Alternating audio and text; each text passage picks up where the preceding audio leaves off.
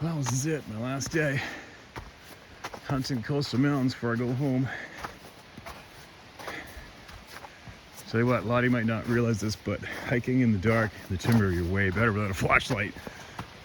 Not way better, but it is better. Your night vision takes over. You can see way better. And you don't get to see what's in the forest with a flashlight, so you're safer.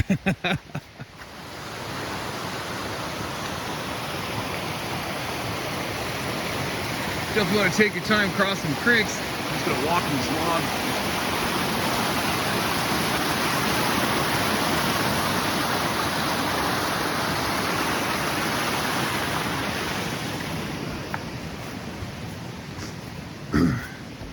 I've probably got about a half hour left. I'm gonna gear down real slow and get into it. Got a few cameras to check up there I planted about a month ago. I'm excited to check those. It's all so much fun.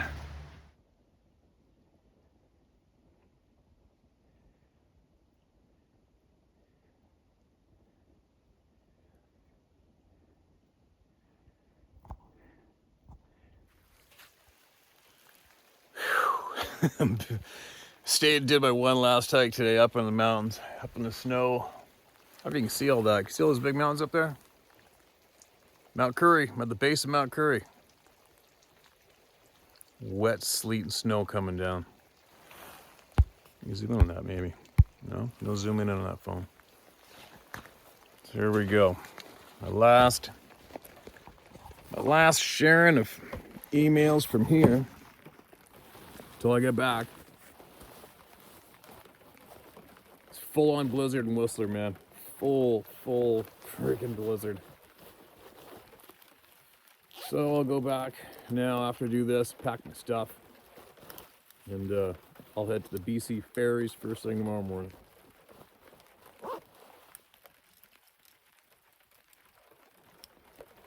Listen to this.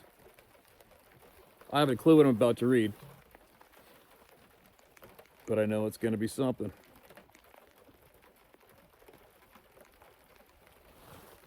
Marked as red. Damage control.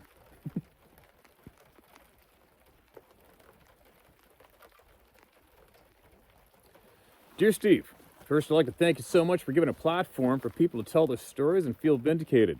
Steve, please only use my first name, Tammy. Thank you again.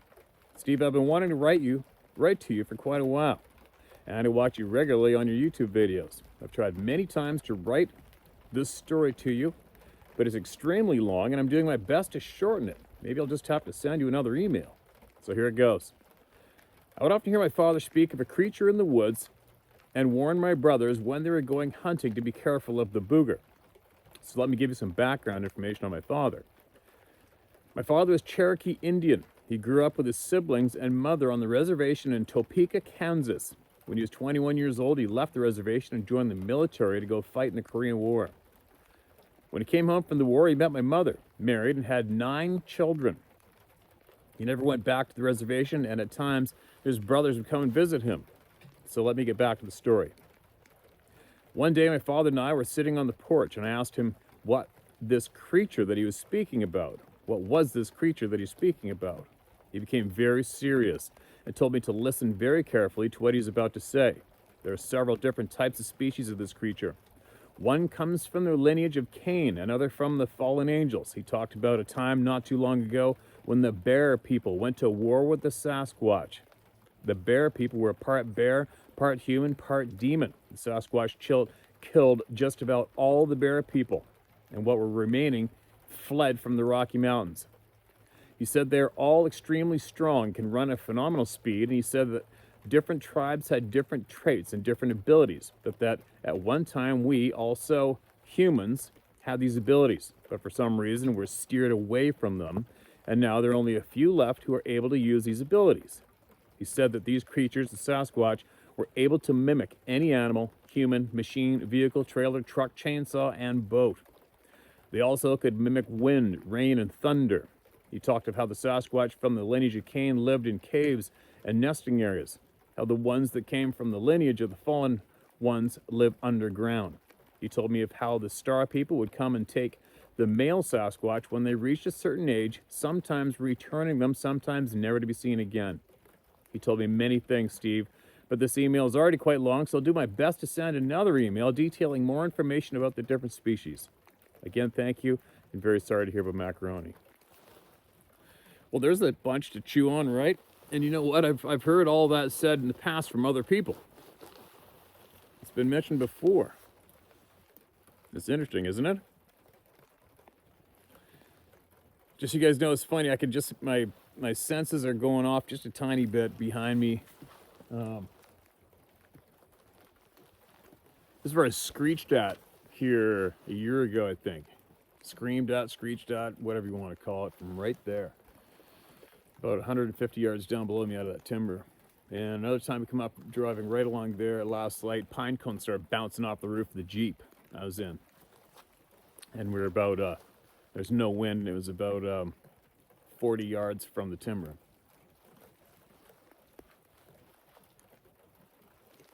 Anyway, on with it.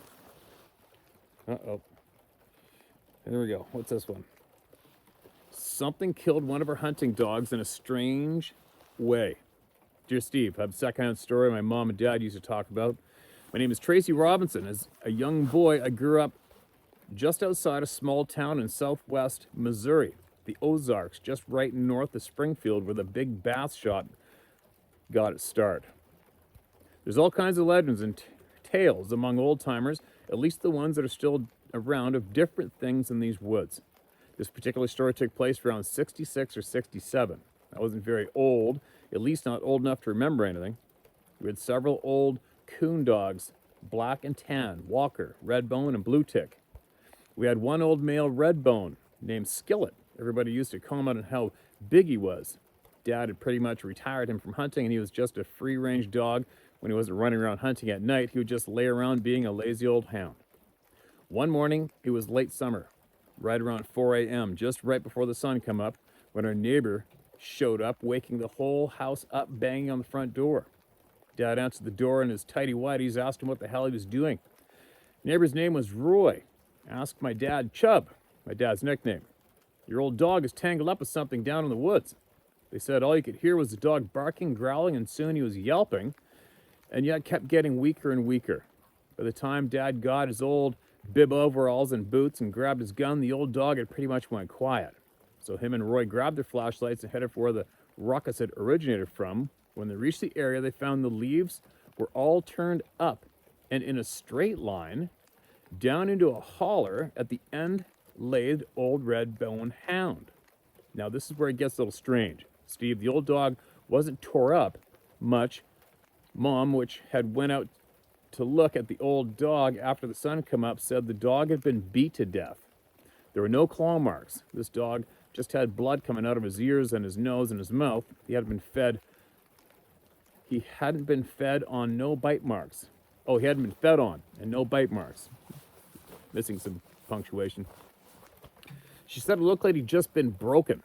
The only marks were on each side from his hindquarters to his front legs, and marks not claw, but the hide scraped with what looked like fingernails, and the hair had been partially raked away. They did find a wad of black hair. I remember them saying anything about it having any odor or anything. I don't know whatever became of it. That was the mid-60s, so nothing was ever thought about it. Steve, I don't know what could have killed this dog like that. I read stories on the internet of finding deer with their necks twisted or legs twisted off, especially in eastern Missouri. If anybody on the round table has any knowledge of what animal could have done this, it would be appreciated. Still a lot of stuff happening in this area. Thanks for letting me share another story on your site. You can use my name, Tracy Robinson. I don't give a rat's ass what people think. Too old for that shit. Right on, Tracy. Thanks for that. I guess there could possibly be a few things that might have done something like that. I don't know. I mean, if it was up here in BC, I would instantly think it was a moose, because a moose is just going to kick the shit out of them and stomp them and break them. But last I recall, there's no moose in Missouri, right? So I don't know. I think just the fact that you're emailing us about it probably tells you that you already know what did it in your own mind. Are we 8? We got here.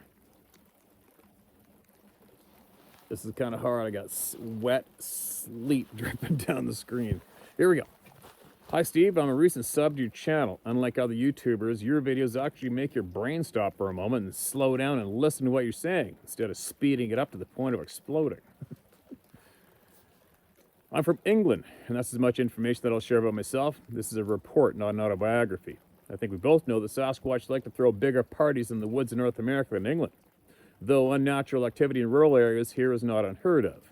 In recent times, it feels like a bunch of them have just set up camp right under the noses of most, and they don't even know it. This is the tip of the iceberg when it comes to the things I've witnessed, let alone what all the people have witnessed.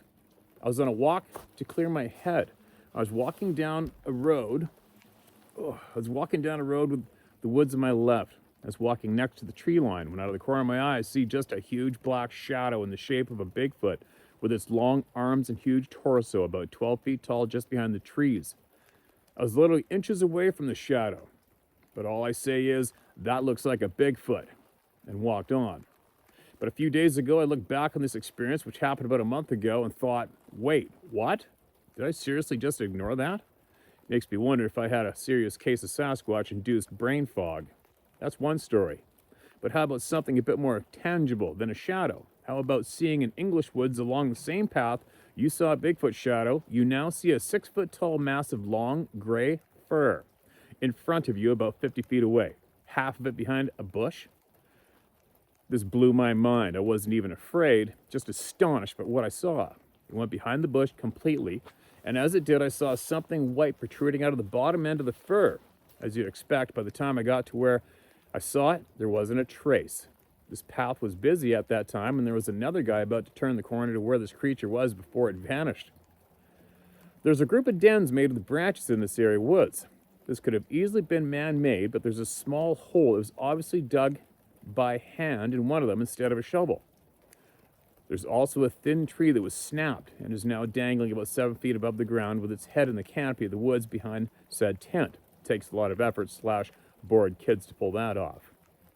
Then one night after this, I heard noises in my garden, footsteps. I had the intense feeling of being watched all night, which went away before the break of dawn. I heard tapping on my window as well. Despite all this discomfort and fear, I knew that ultimately the same thing that stops these creatures from running amok is the same thing stopping them from hurting me. I knew all my life I was not in danger and that I won't end up as another missing 411. But I do listen to my gut when it tells me, do not go to those woods today, for example. Also at dusk yesterday, I heard the funniest noise. It made me laugh with confusion and wonder. I heard 2 loud, ahoo noises from about 200 feet away, it sounded. I tried to rationalize as always because I don't want to just hear a species of duck that is new to me start quacking and instantly cry out, Bigfoot, Bigfoot. I ended up deciding it was a loud cow, moo. But come on, when have you ever heard a cow go, ahoo? It sounded like a man's vocals. I don't know about you, but animals sound a bit more animal when they call out. My beliefs in these beings are hostile. I don't have much respect for these beings. I think they're evil and I want to expose them. If that annoys them, then good. They are weird, smelly, yobo monkey men, not M15 agents who can intimidate me into not whistleblowing on their covert ops. Hopefully their attempts to silence me will force them to make some noise in the process. I'm not scared because they are supernatural. The TV is supernatural for all I care. Anyway, appreciate what you do, and I hope you'll get around to reading this one day. God bless you from England. All right, England. Thanks for sending that in, and I guess if you've been listening long enough now, you know that there's a pile of emails coming in from all around England, Scotland, Ireland, all around the world, right?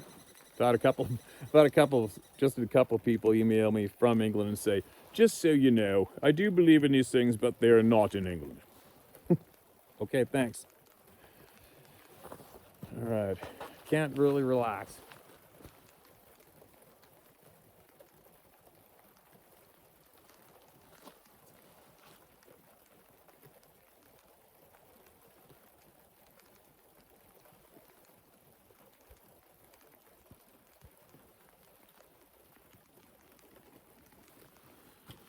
Whatever. One more.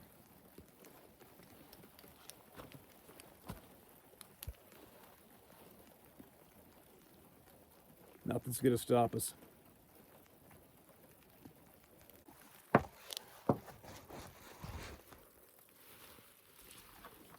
right, what do we got here? There goes this red. Good evening, Steve. I've been reading and listening to information of a place in Alaska that is mysterious off the chart. The article in the Anchorage Daily News, April 15th, 73. A school teacher writes of a group of hunters hunting Dall sheep disappearing. Very strange area. You're the Sasquatch guy, Steve.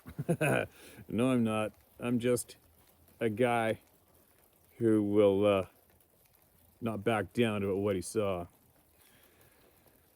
And if you're brave enough, this area is absolutely the most dangerous Sasquatch you've ever heard of. Alaska Sasquatch have a reputation of being lethal, dangerous, and brutal. It sure is a place of intrigue and curiosity, but might be too dangerous for anyone to investigate. William F. Rua. I don't know. Does that mean you're inviting me to investigate or challenging me to? You know, I talked about going there, but I don't know. I mean, what is a sign of intelligence when people tell you that people are dying and disappearing in a certain remote area, or like the Headless Valley up in the Northwest Territories, where hunters and old guys and trappers are showing up headless and killed and murdered? It's like, now if you think rationally, oh, wait a minute, so you're telling me that deserted place over there on the edge of the woods in the ocean, if you, an entire town got ran out of there and numerous people got killed, mutilated, disappeared? I think I better go camping there in my tent. Right? So common sense should tell you that it's probably not a good place to go hang out. Right?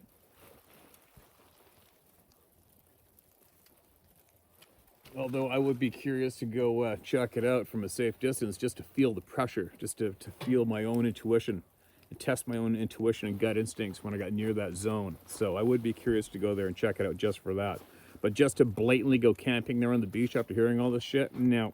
I think I'd rather take baby steps, go take a boat there, hang out on the beach in broad daylight, see what it feels like, you know?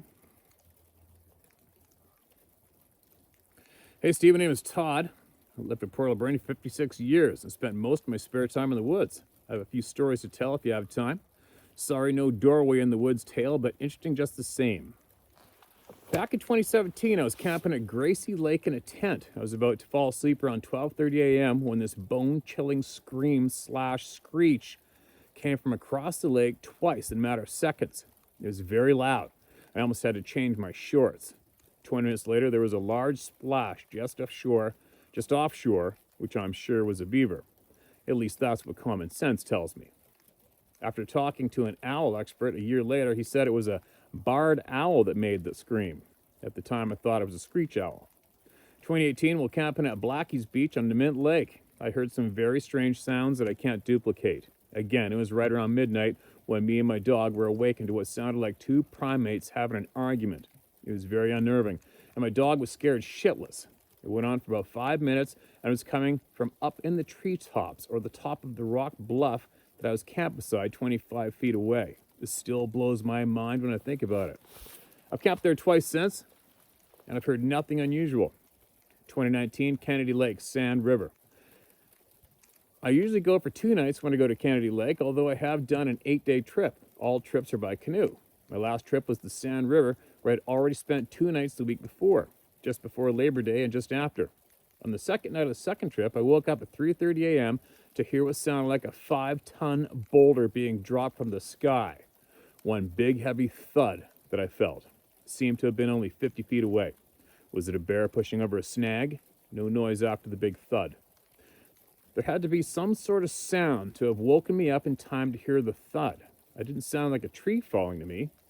I was leaving that morning, so I didn't get the chance to investigate. Not the easiest bush to explore on the West Coast. Tall, dense shit that's hard to see through, let alone walk through. I will see what I can find the next time I go there. So does this mean that there was some hairy beast up to no good? Well, you can make up your own mind. I personally think that it's possible for such a creature to exist, but I still need to see one for myself, and I have not.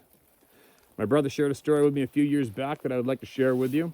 Pitt River, early 70s. According to my brother, he and a few others were fishing the Pitt River. They were maybe 100 feet from the tall bank behind them, standing in the river fishing, when a large rocks were being thrown from the bank behind them over their heads and landing in the river where they were fishing. They went and had a look to see who was doing this and only found some branches broken, above 6 feet. He said there's no way a person could have thrown those rocks, too big, too far. He also said something about smelling sulfur. If you go to Canoeing Vancouver Island and check out the photos in Nimitt Lake and Canady Lake, you will see that I do indeed love being in the woods. Feel free to use my name. Have a great day. Todd LaPlante. Todd, thanks for that, man. I can totally relate. I just drove out there. Actually, I videotaped from out there. What was that, a month and a bit ago? By Gracie Lake, and I went to Nimitt Lake, and that was the first time I'd been there since I was a little boy and didn't feel comfortable being there at all. And Nimitt Lake is where my mother and another man's wife were in the cabin, and something, quote, huge went stomping past the cabin, between the cabin and the steep bank at the back of the cabin. I got a friend of mine said that's Blackie's cabin from Port Alberni. He said he'll take me there soon here. I don't know if that's the same cabin or not. I'll know when I see it because I still have a photograph of that cabin somewhere at home. I'll dig it out. But you're not the only one to have witnessed anything new around those zones, especially Canady Lake. We got a friend in, oh my God, my brain's frying. What's the town before Tofino? Ucluelet. Somebody emailed from Ucluelet. I want to get together with them. And they rattled off a bunch of places, including Canady Lake, where they've had numerous experiences and know other people who have as well. And it's no secret to the world about all the sightings between Port Alberni and Tofino just on the highway, right? And there's some stuff going on not too far away from my house, and unfortunately got the report from home of the feeling of terror going on in my yard right now, and a bunch of bangings, and the motion light keeps going on and off, and the dog's growling at the door at 2 and 3 and 4 in the morning. So I got to get home and tend to that and see what the hell's up. Put up a bunch of cameras, I guess. But anyway, getting back to where you have been and your stories, your experiences, there's plenty. There's tons. There's tons of firsthand experiences being reported from all the above. Around Port Alberni, the Banfield Road, Tofino, Ucluelet, Canady Lake. The lake between Canady Lake, you can hang a left in the dirt road before Ucluelet and head out to that native band, and there's a marina out there, a bunch around there. Where else? Yeah, Nimitt Lake. Everywhere around there. Tons and tons and tons. Everywhere behind me. Everywhere I'm looking right now.